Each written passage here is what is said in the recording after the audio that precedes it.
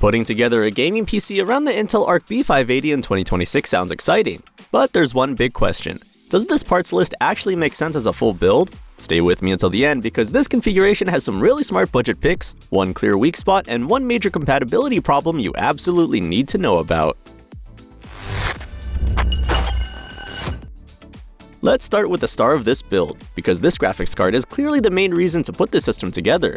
You get 12GB of video memory, a wide memory bus, and enough bandwidth to make it feel more comfortable in modern games than many cards that only give you 8GB. In real use, that matters. It gives the system a little more breathing room when games get heavier, textures get larger, and settings start pushing memory harder. What I like here is that this card feels balanced for a mid-range gaming machine. It's not trying to be a giant power-hungry monster, and at 190 watts, it's still very manageable for a normal gaming setup. In my experience, that's a sweet spot for a lot of people. You want strong gaming performance, but you don't want a system that turns into a space heater. Compared with a key rival like a mid-range Radeon option in the same class, this card stands out with its memory setup and its feature set for newer games and media work. That's a big reason it makes sense in a 2026 budget-conscious gaming build. And if this is the card you're interested in, definitely check the product links in the description after the video.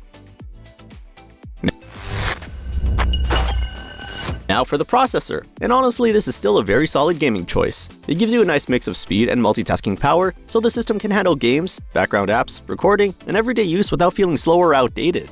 This is one of the reasons this chip has stayed popular for so long. For a build with the Arc B580, this processor makes sense. It's strong enough that the graphics card can stretch its legs, and it's not so expensive that it breaks the whole budget. The only catch is that this chip needs the right motherboard, and that becomes very important in a minute. If you enjoy clear, no-nonsense PC build breakdowns like this, subscribe so you don't miss the next one. And if this video helps you avoid an expensive mistake, drop a like as well.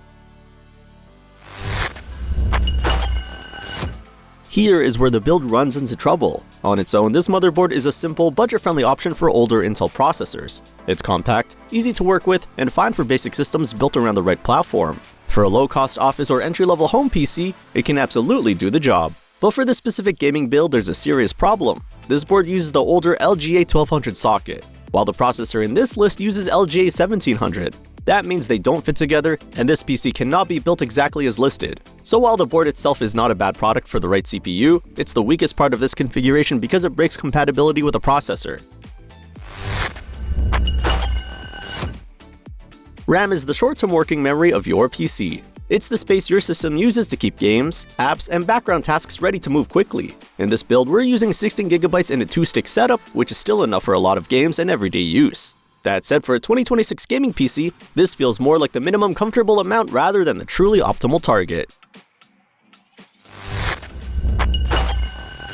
This drive gives the build nearly a terabyte of solid-state storage, which is enough for Windows, your main apps, and a decent game library. It's also much faster than an old hard drive, so boot times and game loading will still feel nice and responsive.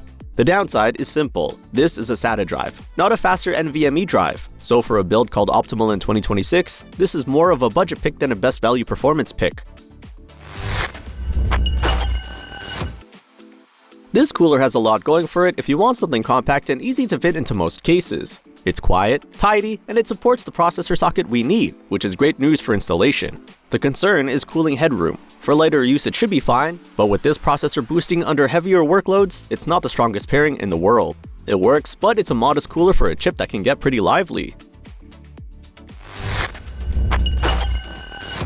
This power supply is one of those practical picks that makes sense in a budget-focused gaming build. 650 watts is enough for the graphics card and processor here, and that gives the system a safe, comfortable power budget without overspending.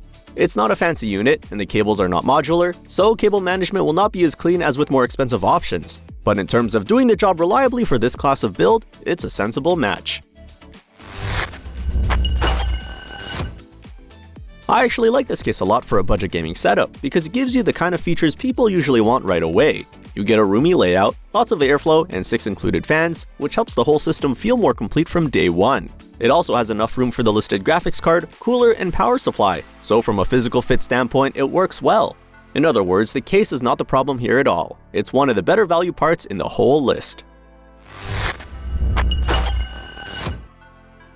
So what's the final takeaway? The graphics card is a strong centerpiece, the processor is still a very capable gaming chip, the power supply and case make sense, and the rest of the parts are serviceable budget choices. But the motherboard is the deal breaker, because it's not compatible with the processor, and that means this exact build is not truly optimal until that part is changed.